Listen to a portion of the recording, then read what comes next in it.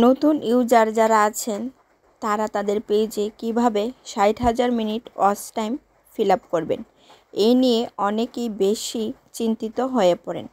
আসসালামু আলাইকুম, আকলিমাস ব্লগ থেকে আমি আকলিমা সবাইকে আমন্ত্রণ জানাচ্ছি সম্পূর্ণ ভিডিওটি দেখার।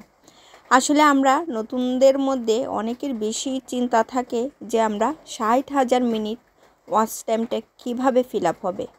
প্রায় 1 বছর হয়ে গেছে পেজ নিয়ে কাজ করছি, কিন্তু ওয়াচ টাইম তো ফিল আপ হচ্ছে না, বা ওয়াচ টাইম যদিও 60,000 মিনিটের কাছাকাছি হয়ে যাচ্ছে, তারপরও দেখা যায় 2 মাস অন্তর অন্তর ওয়াচ টাইমটা কেটে নিচ্ছে।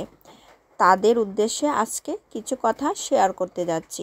আসলে ওয়াচ টাইম নিয়ে কোনো চিন্তার কারণ নেই, কারণ আপনি নিয়মিত ভিডিও আপলোড দিতে থাকেন, এর মধ্যে যদি আপনার যে কোনো একটা রিলস বা বড় ভিডিও ভাইরাল হয়ে যায়, তখন কিন্তু দেখবেন আপনার 60,000 মিনিটকে ছাড়িয়ে লাখ পর্যন্ত কিন্তু আপনার ওয়াচ টাইম হয়ে যাবে। সেই ক্ষেত্রে আপনার ওয়াচ টাইম নিয়ে কোনো চিন্তার বিষয় নেই।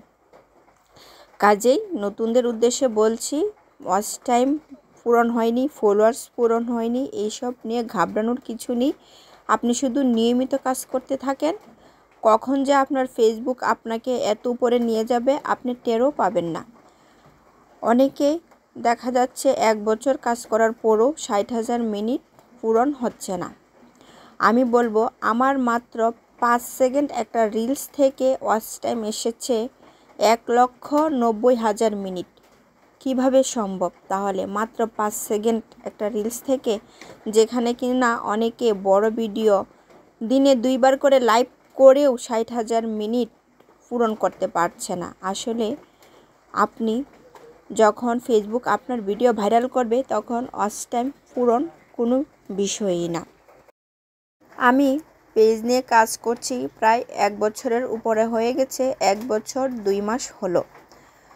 আর 8-9 মাস পর্যন্ত আমার ওয়াচ টাইম ফিল আপই হয়নি। দেখা গিয়েছে কি, আমার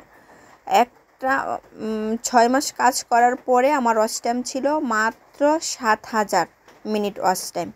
কিন্তু এর মধ্যে আমার একটা রিলস ভাইরাল হয়ে গিয়েছিল, আর সেই রিলস ভাইরাল হওয়ার পর আমার ওয়াচ টাইম এসেছে প্রায় 3 লক্ষর কাছাকাছি। সেই থেকে আমি আমার অভিজ্ঞতা থেকে বলছি, আসলে ওয়াচ টাইম পূরণ হওয়া কোনো বিষয় না।